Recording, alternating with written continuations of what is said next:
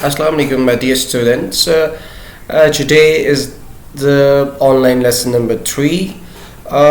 We have already learnt the key themes and understanding of the chapter number 6 text. Today we are going to talk about the grammar of chapter number 6 and the possible exercises of the chapter number 6. My dear students, if there is any confusion, I hope there is no confusion after detailed conversation on chapter number 6, text and ideas being discussed in the chapter. In this lesson, we are going to talk about certain objectives. The first one is meanings of words. We will try our level best to figure out the meanings of words. We have already underlined the words and discussed the possible meanings, but we will recap it. And the second objective of the day is to discuss types of meaning. There are particular types of meanings. We are not going into detail, but we will discuss a little bit about the types of meanings as well. And the third objective will be to talk about adverbs, participle, gerunds and infinitive. My dear students, remember these four objects, I mean adverbs, participle, gerund and infinitive, they are grammatical aspects, grammatical terminologies. They appeared in the exam most often in terms of MCQs or in terms of suitable verbs. So if you have a clear understanding on these grammatical aspects, so it can gain you more marks in future. So to carry on with the first, just before carrying on, I would like to discuss what we have done so far. We have done with the comprehension of the text. We discussed explanation of key ideas and underline certain words and then mean them into other possible and easy meanings. So today the first thing we are going to do is meanings. It is available on your book exercise. I try to mark certain answers and will tell you some of the meanings of the words. So vocabulary exercise number A, encircle the option for the underlined words that relates to the text. We are a nation, he affirmed 3 years before the birth of Pakistan. Affirm means to talk about something emphatically. So option number B is correct. So you can mark this answer as correct answer. We have our own. The second one is we have our own distinctive outlook of life. Option number A is correct. Distinctive means different and distinguish means different as well. Question number 3, keep up your morale. Morale means fortitude.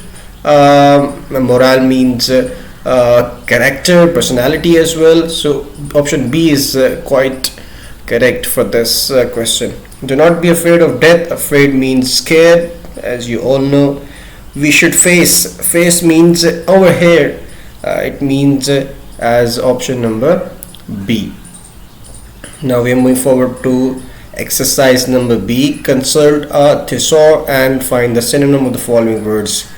So morale means fortitude. Over there it is being written in question number 3 of exercise number A. Voyage means journey. Ambition means purpose. Nomenclature means names. Identity means status, personality. Distinctive means the synonym of distinctive is difference or different. Emergence means a revolution. Struggle means hard work. Numerous mean infinite. Strong means firm. Ideology mean thought or culture, you can say as well. So if we can move forward to the exercise number C, write the antonyms of the following words.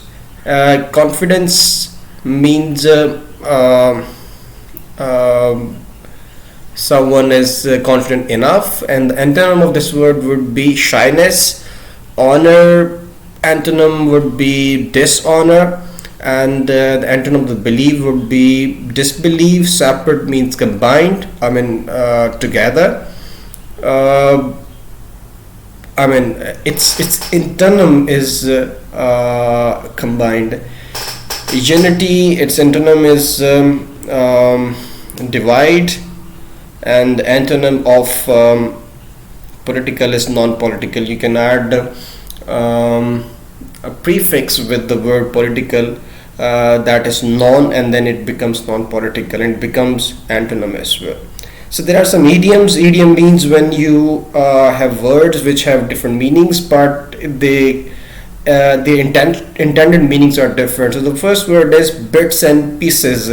Bits and pieces mean something is being in bits and pieces. It is not combined. It is a separate identities, and if you are combined together, then it becomes a one whole entity. But before that, it is in bits and pieces. Man in the street, it is called layman, just like us. Raising spirits, it's easy to understand, to raise spirits of the public in shape of political activities, in shape of teaching activities, and other as well. In terms of playing games as well, you ask your friends to let's play some games. Today, the most popular game is PUBG. So you ask your students, your friends, to let's play a game. So that is also raising spirit of other one. Pass through, it is easy to pass something through something. For example, I pass a letter through my friend. Fall a prey, it means in Urdu language that is shikar hona. So you have something in front of you and you fall prey to. There is a picture of a mouse that becomes that falls prey to that particular object. So this is all from this meaning side. Now we are moving forward to the next thing, that is types of meaning. My dear students, there are different types of meanings. One is called denotation, the other one is called connotation. As the word itself tells the whole story, denotation means what the words denotes, what is the dictionary meanings of the word, and connotation means what we connect with the words. For example, there is an example being written on the textbook, snake. Snake means a creature, a living creature, legless creature, as been written on the textbook. But if we can talk about what its connotation is, that we connect the meaning with it. For example, we talk about snake. Snake, we attach certain meanings. If we saw snake, what comes first in our mind? That is danger, poison. So these are the meanings we have attached with this with this particular word snake. If we can have many examples of connotations, we have one thing that is in front of you, an object, tiger.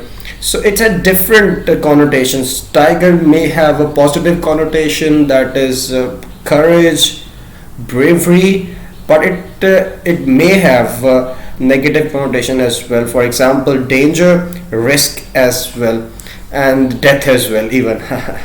So if we can move forward, my dear students, there is an activity for you. Now, denotation and connotation, you may have understood what is denotation and what is connotation.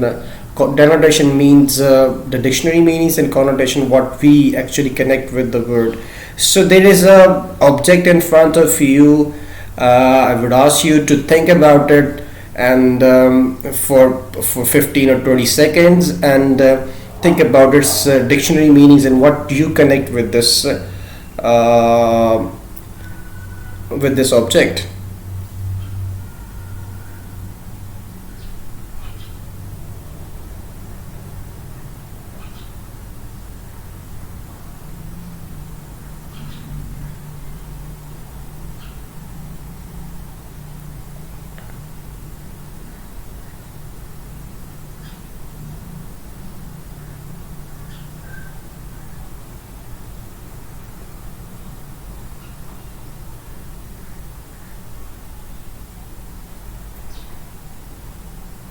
I hope that you have done with the possible meanings, the dictionary meanings, and that you connect with this word. So, the particular object, its dictionary meaning is an aeroplane, a flying object. That is the dictionary meaning of this word. Now, what is connotation?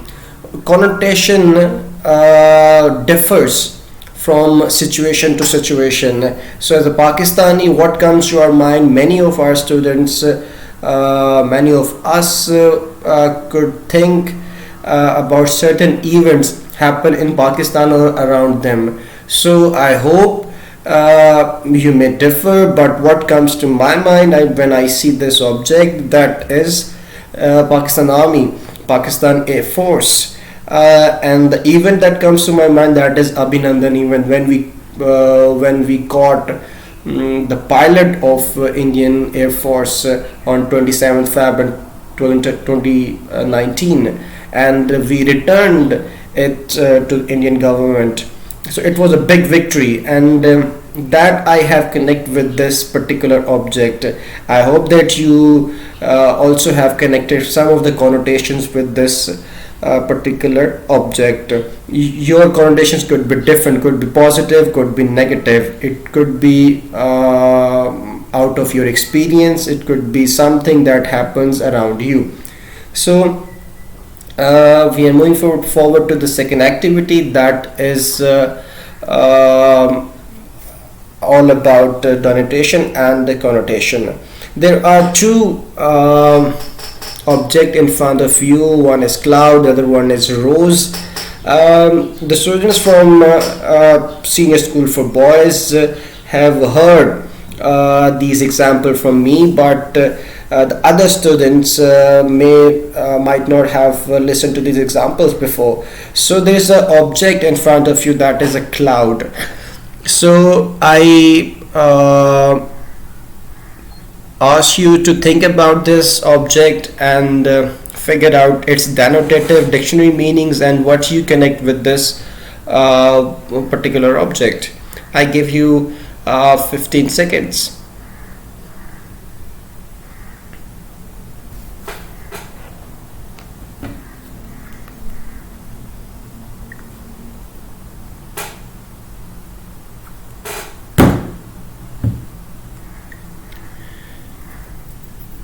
I think you have done with this.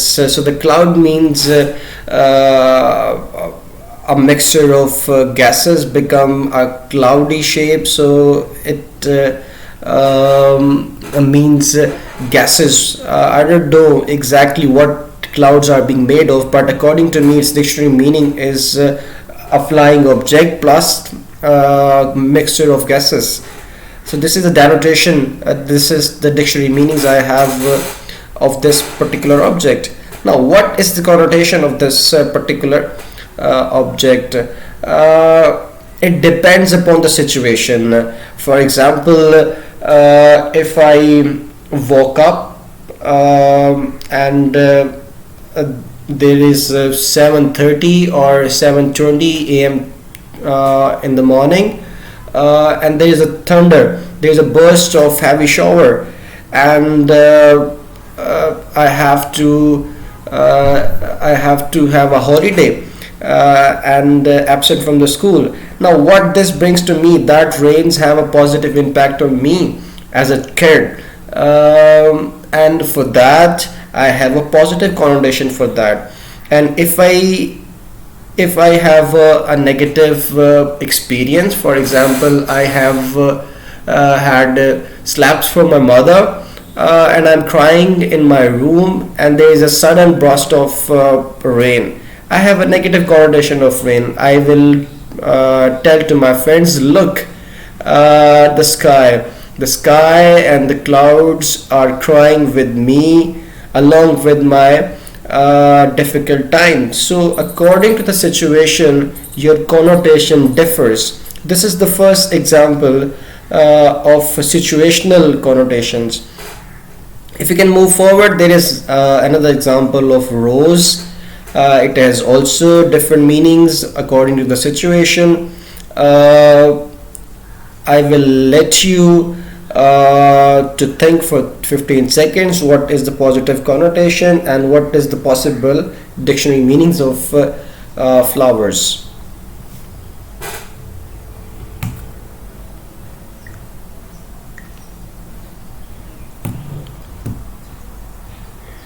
I hope that you have done with the denotation and the connotation of this word.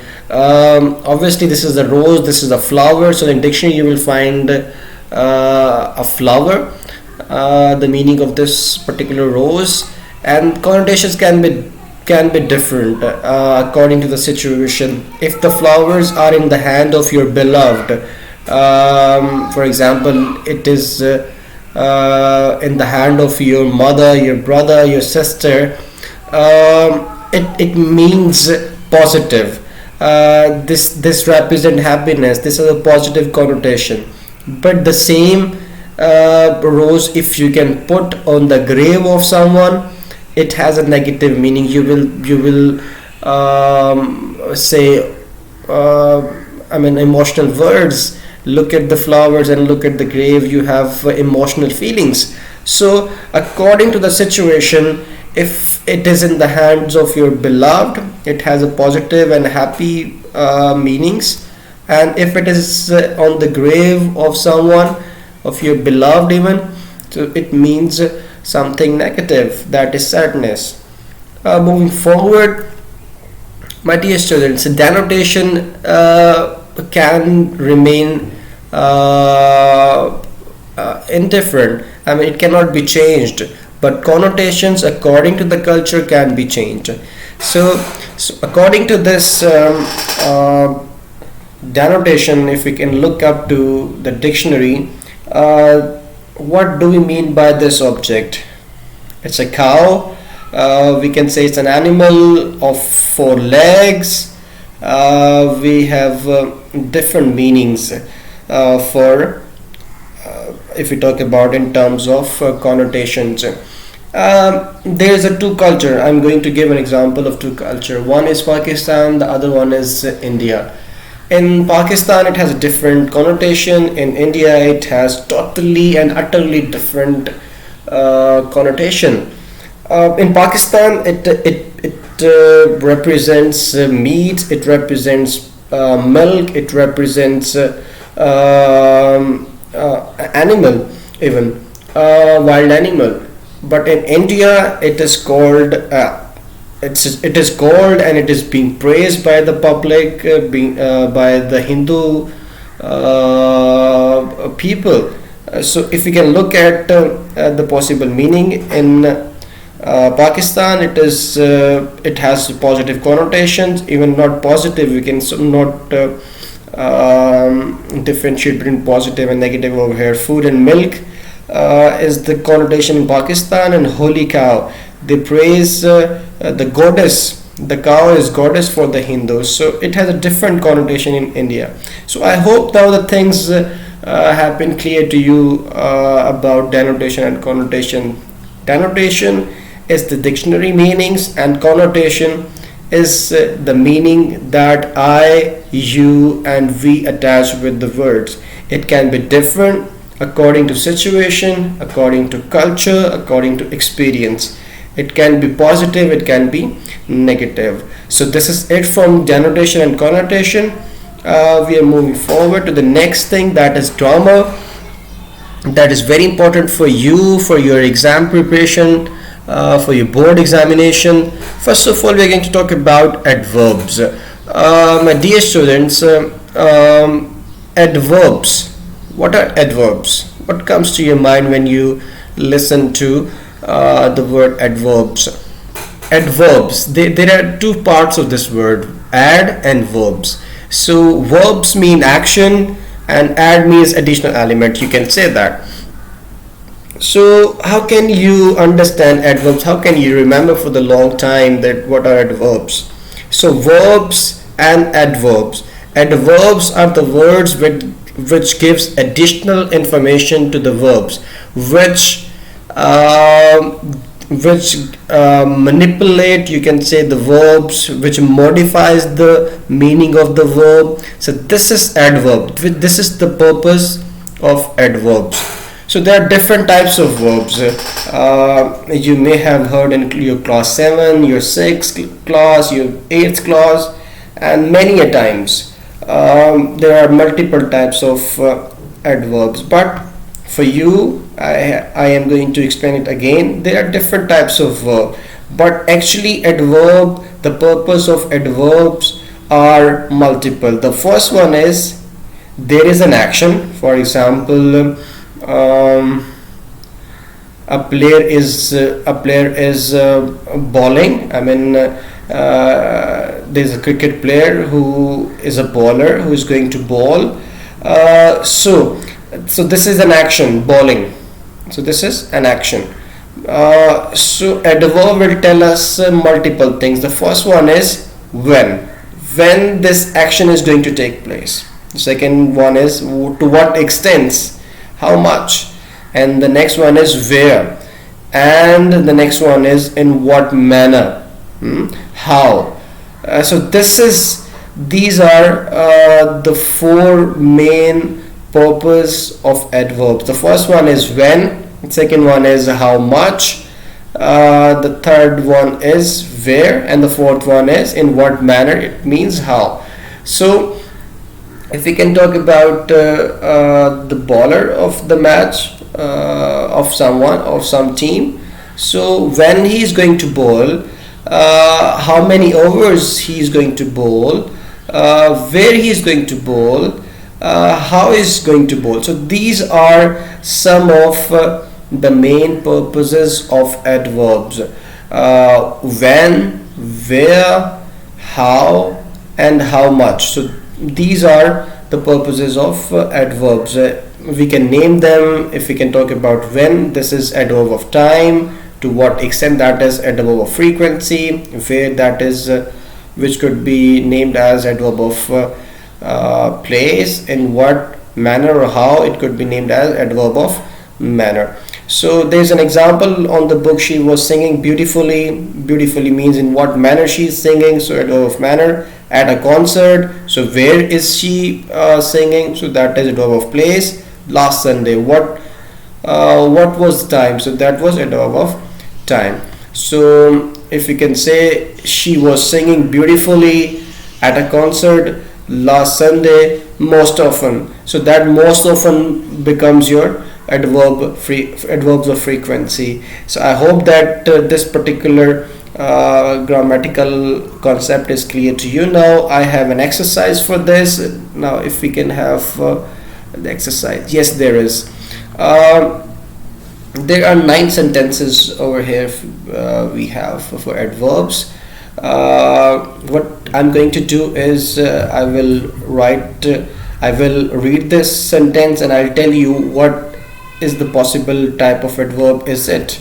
So there is a word, the girl sang sweetly. Now there is a question, which type of adverb is it, sweetly? So the girl sang sweetly, how she is singing, that is the question over here. How is she singing? Sweetly means the manner, so this is adverb of manner. What is he doing outside? That is the place, that would be adverb of place. He practices cricket every day. Now that is the frequency. This is the frequency. How many times, how much, so this is every day. So this will become your adverb of frequency. I look forward to hearing from you soon. So this identifies, this symbolizes as time. Soon relates to time, so this will become your adverb of time. The old woman was walking slowly. How was she walking? Slowly. So that would be manner. So it would become adverb of manner. The kittens are playing there. It would be adverb of place. Children usually rush about. So usually is adverb of frequency. So it will become your adverb of frequency. The girls dance gracefully. How is she dancing? Gracefully. So it will become adverb of manners. She has traveled everywhere. Everywhere means place, so it will become your adverb of place. If we can go back to other grammatical aspects, that would be infinitive, gerund, and in the next lesson I'm going to talk about conditional sentences in the next lesson. So from now on I'm going to talk about infinitive, gerunds, and participles that we have discussed in chapter 4 or 5th, I guess, participle, present and past participle. But for now onwards, there is a term that is called infinitive. My dear students, if you can look back to the past papers of class 9th board examination, many a times this particular grammar aspect, grammar terminology has been used in MCQs. What he usually does, the examiner, he underlined this particular area, to go, and asks you what is it. Is it infinitive, gerund, participle, or some other? So what is infinitive? Infinitive is a weak verb. You can say this is a verb that is being used after the main verb. You can say this is a secondary verb. What is the possible structure of this infinitive? This particular verb must have to before it, to preposition. So if there is a preposition to and there is a verb, it will become your infinitive.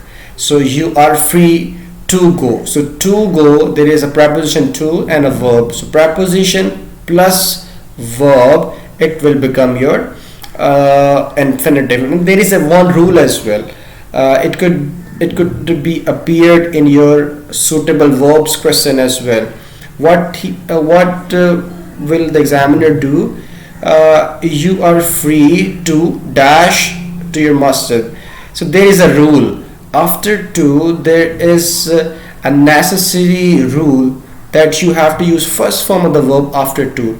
So he will give you an option to write the suitable form of the verb. So after to, you have to write the first form of the verb. So it will become you are free to go to your masjid. Remember, it could be in the exam in terms of MCQs, in terms of suitable verb. So if it appears in MCQs, it will be asked through MCQs. Obviously, you are free to go. He will underline the word to go and ask you what is it. So this is infinitive. He made the steel. He made the people to work. There is a problem over in this book, so you have to write he made the people to work. So to work will become your infinitive. If you can move forward to the next thing, that is gerund.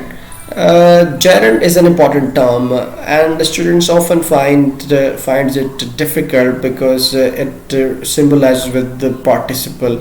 But there is a difference between gerund and a participle. There is a minor difference. Now, what is gerund? Gerund is an ing form of the verb.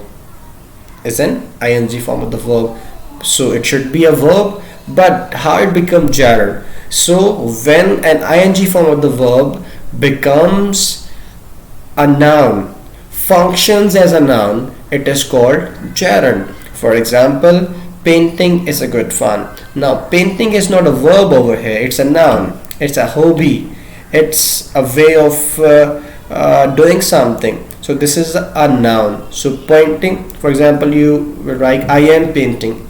Here, painting is a verb, but painting is a good fun. It means painting is your noun. For example, I like painting. What you like, that is an object, and objects are often noun. So this is also your gerund. So remember, my students, when an ing form of the verb functions as a noun, it becomes your gerund. If we can move forward, if we can move back even, what is the concept of participle? Participle is also a type of verb which functions as an adjective. If we can go back to the concept of participle in chapter 4, there is a concept of participle, present participle and past participle. If we can talk about present participle, the same ing form when functions as an adjective, it becomes your present participle. There is an exercise coming up in the next slide. I will discuss it thoroughly, but for the sake of this slide, present participle, when this ing form functions as an adjective, it becomes your present participle. When the same verb in the second or third form functions as an adjective, it becomes your past participle. So I hope the abstract notions of these two particular infinitive and gerunds being clear to you. Now we are going to work on the exercise. So there is a first question. The motorcyclist was fatally injured in the accident and now is fighting for his life. Now is here fighting. Here is a verb. Now this is ing. The motorcyclist was fatally injured in the accident and now is fighting for. This is an action. This is a verb. So it is not infinitive. This is not gerund. This is not participle. So this is function because its function is a proper verb. So this is your verb. He ruined his sight by watching TV all day. Now watching TV, the function of watching, although it is an ing form, but its function is as an adjective, and ing form it becomes your participle. We saw a clown standing on his head. This is also because clown and standing on his head, this is also adjective, functioning as an adjective, it also becomes your participle. The tired man went to smoking area. Now I have told you there's a difference between present participle and past participle. Present participle is an ing form and past participle is a second or third form, but both have a similar function, that is the function of adjective. Although they are verbs, but they are functioning as an adjective. If you can move forward, catching birds is my hobby. Now catching birds is my hobby. Now catching is functioning as a noun over here, so it will become your gerund. So when an ing form of the verb functions as an ing form, when an ing form of the verb functions as a noun, it becomes your gerund. So this is the concept of gerund. And there is also example of infinitive. I run to save my life under abnormal circumstances. So there is a preposition to over here and there is a verb save, so it will become your infinitive. I hope the difference between gerund and participle is clear, and the concept of infinitive is being understood by you. So this is it from today's lesson. I hope that you have understood all the key concepts and